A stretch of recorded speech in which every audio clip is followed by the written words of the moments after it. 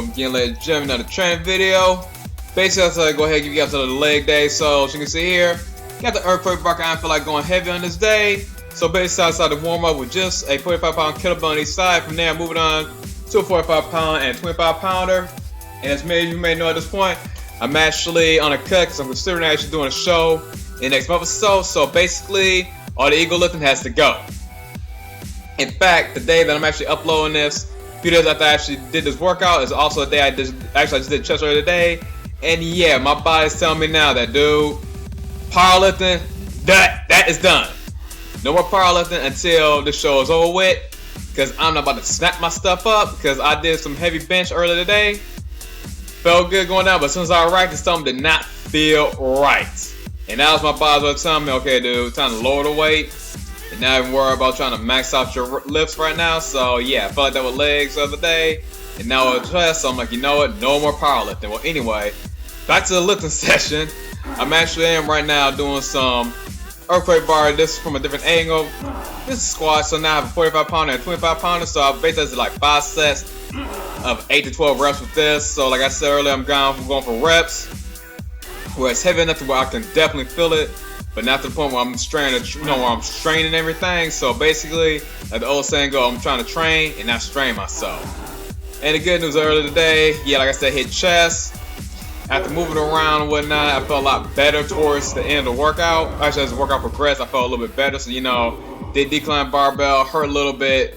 Then I did incline and the machine. Pain was almost completely gone. And then by the time I went to dumbbell flat, pain was completely gone. Did my shit to finish it off and I was good to go. So yeah, guys, you run a cut like this, you know, if it don't feel right, just drop the weight. I know people are saying, well, don't drop the weight until it gets to the point you can barely move it, blah, blah, blah, blah. Dude, so don't feel right, drop the weight, let the ego go, because if you're going on stage for bodybuilding physique, nobody's gonna care how much you're gonna lift. Just trying to lift all the heavy weight all the time, if you're going for physique or a bodybuilding show, it's freaking retarded. But anyways, you can see here, I decided to go ahead after doing barbell back squats with my kettlebells to do the same thing, sorry, the earthquake bar, to do the same thing with some lunges, and this time front lunges to really hit my quads. So yeah, it's a lot more stabilization when you do this, and definitely a lot more quad work, as you can see at this angle. Even a little bit of calf work comes into it a lot more. And then I decided to go ahead and do some rack pulls and a chains as well. Like, you know what? Why not take the 2 kettlebells and on top of it add some chains on top of the bar, just because. And I was like, okay, wasn't that bad. Then as the next set, I said, you know, let me add the chains to it. And I pretty much gave the middle finger to my buddy Shrimp Regime, aka Josh. Just kidding, man. Actually, it was a good burn, so yep, that's a good one. I'm talking about Shrimp Regime. Subscribe to the channel. I have a link to the channel at the bottom of the screen.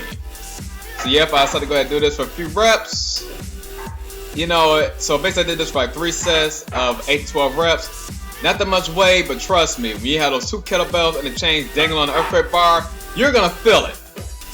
I.e., you pretty much need to use about half the way you normally use on rack pulls, otherwise you probably will snap your stuff up. So once again, kind of go the idea of, you know, heavy enough where I can feel it, but not heavy enough to where I'll actually snap my stuff up. And here it is from another angle.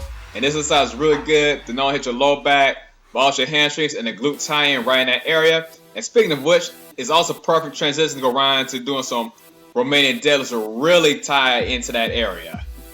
And speaking about doing what was necessary, yeah, this is basically when it's starting to get a little rough. You know, I got about 6 weeks before the actual show.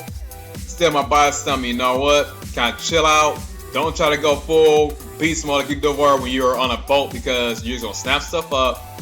Your body's not recovering like it was beforehand. So don't be stupid. It's just common sense. As you can see, I'm still going a higher vibe, but at the same time, it still don't feel right. I'm not doing it, and that's all part of the show. Oh, and speaking of what, however, on the other side, I've also been doing a lot of cardio. Like, some people noticed me in the gym today saying, man, you're doing stair climb for 30 minutes. I'm like, dude, it's part of the process. I got to do that for 30 minutes, 3 times a week if I want to actually be show ready. But anyway, after doing Romanian deadlifts, hit the hamstring tie-in, sorry, glute hamstring tie-in. I went right doing some hip bridges against a bench. And Klaus Fitz actually recently did a good video on how to actually do that exercise properly, so I'll have a link to that as well. And that's a really good way to really take whatever gas you got left in your glutes and your hamstrings and get all that stuff nice and tighten up. And as with my quads, and glutes were already sore enough, I decided to do some resistance band hack squats. It's basically like doing a barbell hack squat or hex bar deadlift or just dumbbell deadlift where you got the weight at the side and this really hits your glutes as well as your quads. And if you think this doesn't hurt or you're not gonna feel it, dude, when you get done doing it, it's gonna burn a lot. And that wasn't enough. I decided to go right and doing some resistance band leg extensions, and it's basically completely fried whatever left within my quadriceps. And doing that likewise, I had to follow up by doing some resistance band leg curls.